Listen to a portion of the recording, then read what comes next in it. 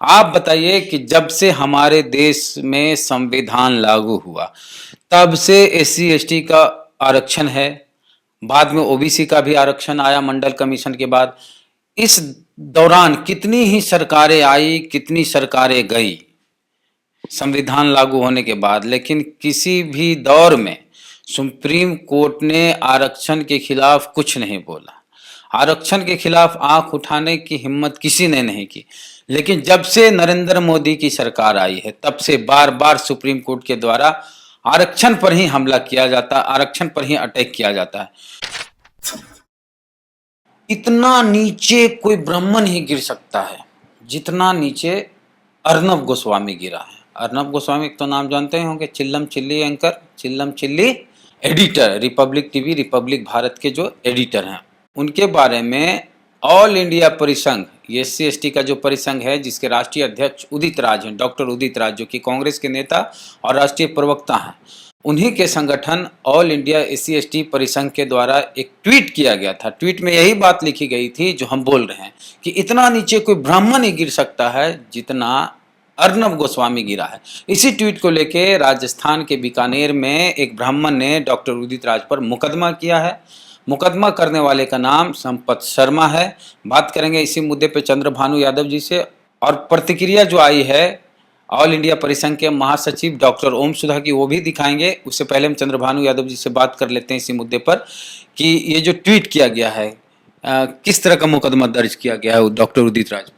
इस ट्वीट पे जो है संपत शर्मा ने बीकानेर के एक कोर्ट में जो है डॉक्टर उदित राज के खिलाफ जो है मुकदमा जो है online and social media related crime और provocative speech for unlawful action, इन दोनों आरोपों के तहत जो है मुकदमा दर्ज कराया है उस कोर्ट में। और इस पर जो है इस मुकदमे पर जो है आगे सुनवाई होगी। ये मुकदमा स्टैंड करेगा कि नहीं करेगा इस पर भी सुनवाई होनी बाकी है। उन्होंने केवल जो है दाखिल किया है, ठीक है, और दर्ज नहीं हुआ मुकदमा, अभी मुकदमा दर्ज नहीं हुआ है, एक तरह से कंप्लेंट जी। अब परिसंघ के जो महासचिव हैं, राष्ट्रीय महासचिव, उनकी जो प्रतिक्रिया आई है वो देख लेते हैं, उसके बाद बात करेंगे और चंद्रभानु यादव जी से। हमारे संज्ञान में आया है कि परिसंघ के एक ट्वीट के ऊपर जो है किसी ने साइबर सेल में कंप्लेन किया है, किसी यहाँ के ब्राह्मण ने, राजस्थान के ब्राह्मण ने। तो हम ये कहना चाहते हैं, जिस ट्वीट में हमने कहा है कि अर्नब गोस्वामी जितना नीचे गिरे हैं कोई मनुवादी ब्राह्मण ही गिर सकता है, और ये एक सच है। और जब हम ऐसे लहजे में जब ब्राह्मण शब्द का प्रयोग करते हैं तो हमारा मतलब होता है कोई मनुवादी, ये हमारा मतलब है और ये सच्चाई भी है। आप इतिहास उल्टा कर देख लीजिए कि आज तक किसने अपने पेशे के साथ इस तरह की बेईमानी की है। कांग्रेस की नेता सोनिया गांधी के ऊपर जिस तरह से कटाक्ष किया गया और लगातार अर्नब गोस्वामी के चैनल पर चल रहा है, सोनिया गांधी जी के खिलाफ जिस तरह की बातें की जा रही है, उससे आप समझ लीजिए कि कोई कितना गिर सकता है। पूरा इतिहास उल्टा कर आप बता दीजिए किसी भी महिला के खिलाफ आज तक किसी बहुजन पत्रकार ने इस तरह से गंदे तरीके से टिप्पणी की है क्या? तो उसको इस संदर्भ में देखा जाना चाहिए कि किसी मनुवादी द्वारा इस तरह की टिप्पणी की गई है और हमारा लगातार स्टैंड ही यही है। दूसरी बात ये, अगर किसी को लगता है कि हम लोगों के ऊपर कोई मामला डाल के, कंप्लेन करके, एफआईआर करके, प्राथमिकी करके हम लोगों की आवाज़ बंद कर देंगे, तो इस गलत फहमी से निकल जाएं। परिसंघ, परिसंघ के कार्यकर्ता, परिसंघ के अधिकारी, परिसंघ के जितने भी जुड़े हुए लोग हैं, सब लोग बहुजनों के हित से किसी भी हालत में समझौता नहीं करेंगे। चाहे आप हमारी गर्दन उड़ा दीजिए, चाहे आप हमें जेल में भेज दीजिए, चाहे आप हमारे ऊपर मुकदमा कर दीजिए। खुद परिसंघ के राष्ट्रीय अध्यक्ष डॉक्टर उदित राज ने सुप्रीम कोर्ट का घेराव किया था आरक्षण के मुद्दे पर। असल में इसके पीछे की कहानी यह है कि अभी जो आरक्षण विरोधी फैसला आया है सुप्रीम कोर्ट का, उसके खिलाफ परिसंघ ने मोर्चाबंदी कर ली है। यह तय कर लिया है कि इसके खिलाफ एक बड़ी लड़ाई लड़ी जाएगी और उसका आगाज हमारे राष्ट्रीय अध्यक्ष डॉक्टर उदित राज इस लॉकडाउन के बाद करेंगे। अगर उनको लगता है कि इस मामले में चुप रह जाएगा परिसंघ, तो परिसंघ बहुजनों के हित के साथ कोई समझौता नहीं करने वाला है। यह जो लड़ाई है बहुजनों के हक अधिकार की लड़ाई, वह लड़ाई परिसंघ अपने आखिरी दम तक लड़ता रहेगा। ओम सुधा ने कहा है कि हम पीछे नहीं हटेंगे, लड़ाई में आगे लड़ेंगे, और इस तरह से जो उन्होंने ब्राह्मण शब्द का प्रयोग किया तो उन्होंने कहा कि ये इतिहास रहा है इस तरह का। उन्होंने बोला कि हम कानूनी लड़ाई हम भी लड़ेंगे, तो कानून उनको पूरा अधिकार देता है कि वो अपना पक्ष रखें और अपना कानूनी लड़ाई लड़ें। क्या इस तरह से एक तरह से कहिए दलित पिछड़ों की आवाज को दबाने का मामला है अगर इस तरह से मुकदमा किया जाता है? ये दलित पिछड़ों की आवाज़ को दबाने का से भी ज़्यादा गंभीर मुद्दा है, क्योंकि कल जो है डॉक्टर उदित राज ने सुप्रीम कोर्ट के खिलाफ जो है मोर्चा खोला था और उन्होंने सुप्रीम कोर्ट की आदेश की जो मेरिट है उसकी धज्जियां उड़ा दी थी। समझे कि आप जो है नागराजन केस का जो है आप उल्लेख करके जो है आप अनुसूचित जनजातियों के लिए आरक्षण में बाधा बन रहे हैं, लेकिन आपने 10% स्वर्ण आरक्षण पे नागराजन केस को नहीं लाया था। ठीक है, तो ये बहुत वैलिड पॉइंट था और सुप्रीम कोर्ट जो है पूरी तरह जो है डिफेंसिव में है। और आप जानते हैं कि जो पूरा न्याय व्यवस्था है वो एक कार्टेल की तरह बिहेव करता है, एक कार्टेल की तरह जो है वो काम करता है।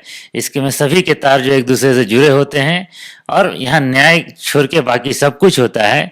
बहुत संभव है कि सुप्रीम कोर्ट में बैठे आकाओं के इशारे पर जो है संपत शर्मा नाम के ब्राह्मण ने उदित राज को बैकफुट पर लाने के लिए, डराने के लिए जो है ये फर्जी मुकदमा दायर किया। लेकिन मामला यहाँ तो जो मुकदमा किया गया है मुकदमा सुप्रीम कोर्ट के फैसले को लेकर नहीं है, मुकदमा अर्नब गोस्वामी के उस शो को लेकर है जिसमें सोनिया गांधी पे आरोप लगाया था कि संतों की जो हत्या हुई है पालघर में वो सोनिया गांधी के द्वारा करवाई गई है, या फिर ऐसा लग रहा था जैसे सोनिया गांधी ने अपने लोगों को भेजा कि जाओ हत्या कर दो।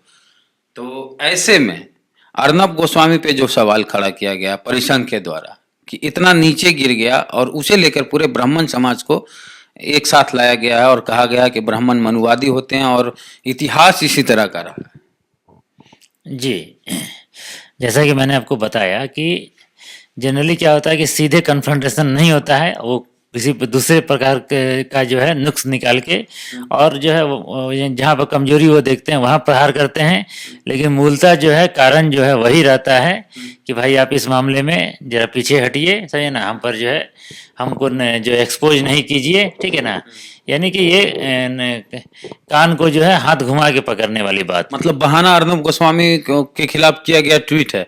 असल मुद्दा है कि सुप्रीम कोर्ट के द्वारा जो इस तरह का निर्णय लिया गया, इस तरह का आदेश निर्देश दिया गया है कि SC/ST के जो आरक्षण है उसमें भी क्रीमी लेयर लागू किया जाए और इससे SC/ST का जो आरक्षण है वो बहुत कमजोर होगा। एक तरह से कहिए कि पूरे आरक्षण को सामाजिक आधार जो है उसको खत्म करके आर्थिक आधार पर लाने की एक प्रक्रिया शुरू की गई है। एक मंशा इस तरह की है, वो मंशा किसकी है बताने की जरूरत नहीं है कि केंद्र में कौन सरकार है। आप बताइए कि जब से हमारे देश में संविधान लागू हुआ तब से SC/ST का आरक्षण है, बाद में OBC का भी आरक्षण आया मंडल कमीशन के बाद। इस दौरान कितनी ही सरकारें आई, कितनी सरकारें गई संविधान लागू होने के बाद, लेकिन किसी भी दौर में सुप्रीम कोर्ट ने आरक्षण के खिलाफ कुछ नहीं बोला। आरक्षण के खिलाफ आंख उठाने की हिम्मत किसी ने नहीं की। लेकिन जब से नरेंद्र मोदी की सरकार आई है तब से बार बार सुप्रीम कोर्ट के द्वारा आरक्षण पर ही हमला किया जाता, आरक्षण पर ही अटैक किया जाता है। तो कहीं ना कहीं ये जो केंद्र की सरकार है, कहीं ना कहीं नहीं, हटा दीजिए इस लाइन को, पूरी तरह केंद्र सरकार जो है, मोदी सरकार जो है आरक्षण विरोधी है और आरक्षण विरोधी फैसलों का जो विरोध करेगा उसे किसी न किसी मामले में फंसाया जाएगा और उसे कमजोर किया जाएगा, उसे डराया जाएगा। इस तरह की बातें चल रही, यही मूल। जी, वर्तमान में जो है सुप्रीम कोर्ट या तमाम कोर्ट जो हैं वो सत्ताधारियों के हाथ के एक टूल्स बन गए हैं, जिसके माध्यम से जो है वो अपने एजेंडा को लागू करते हैं और अपने राजनीतिक विरोधियों को जो है वो पस्त करते हैं, जैसा कि लालू यादव को उन्होंने कोर्ट के माध्यम से पस्त करके रखा हुआ है। दूसरी बात यह है कि मैं इस बात को साधुवाद दूंगा, है ना, डॉक्टर उदित राज को। उदित राज में भी एक राजनीतिक होने के नाते अनेक अवगुण और गुण हैं, लेकिन बावजूद इसके एकमात्र वही व्यक्ति हैं, 138 करोड़ भारत के देश में एकमात्र एक वही व्यक्ति हैं जो सही को सही और गलत को गलत जो है कहने का मादा रखते हैं। अगर सुप्रीम कोर्ट ने गलती की है तो उसकी भी आलोचना करते हैं, वरना इस देश में जितने भी नेता हैं, जितने भी लोगों के प्रतिनिधि हैं, सबके मुंह में दही जम जाता है कि अगर कोर्ट गलती करे तो उसको भी गलती कहने का वो साहस नहीं जुटा पाते हैं। कल को अगर सुप्रीम कोर्ट की तरफ से कोई गलत फैसला आ गया कि इतने सारे लोग जो हैं अपना गर्दन काट के दे दे, तो हो सकता है कि वो लोग अपना गर्दन काट के दे, ना कि वो विरोध करेंगे कि सुप्रीम कोर्ट ऐसा फैसला कैसे दे सकता है, या सुप्रीम कोर्ट का विवेक अधिकार या अधिकार क्षेत्र में ये आता है कि नहीं आता है। अमेरिका में या अन्य विकसित देशों में बाकायदा जज के फैसलों का, कोर्ट का आलोचना किया जाता है। आलोचना करने का अधिकार भारत में भी है, भारत के लोग उसको जानते नहीं है, पालन नहीं करते हैं। अमेरिका में अगर अदालत ने किसी के खिलाफ जो है कोई फैसला दिया है तो पीड़ित पक्ष को पूरा हक होता है कि वो बाकायदा कोर्ट के सामने जो है बहुत सारे व्यक्तियों को लेके जाएं और गाना गा बजा के शोर करके जो है फैसले का विरोध कर सकते हैं। लेकिन भारत में ऐसा कोई भी नहीं है। सुप्रीम कोर्ट से बहुत सारी गलतियां होती हैं। कोर्ट्स हैं, ये जज हैं, ये अपने अधिकार का, अपने क्षेत्र का अतिक्रमण करके और कानून बनाने लगते हैं। कानून को चेंज करने का जो है संसद को अल्टीमेटम देने लगते हैं और कोई विरोध नहीं करता है। इन क्या कह सकते हैं, इन नेताओं, हमारे प्रतिनिधियों के रूप में डॉक्टर उदितराज जो है एकमात्र जो है ध्रुव तारा के रूप में जो है चमकते सितारे हैं, जो सही को सही कहने का हिम्मत करते हैं। सुप्रीम कोर्ट को भी उसका अधिकार क्षेत्र बताते हैं, उसकी की गलतियों को बताते हैं, कहने का हिम्मत रखते हैं और न्यायपालिका द्वारा किसी अवमानना के षड्यंत्र से वो डरते नहीं हैं। मैं उनको निजी तौर पर जो है मैं उनको धन्यवाद देता हूं और अपने समाज की तरफ से कृतज्ञता अर्पित करता हूं। सुप्रीम कोर्ट के द्वारा कई बार आरक्षण के विरोध में फैसले दिए गए हैं, निर्देश दिए गए हैं, डायरेक्शन दिया गया है, लेकिन कोई भी बहुजन समाज के नेता सुप्रीम कोर्ट के फैसले के खिलाफ आवाज नहीं उठाते हैं।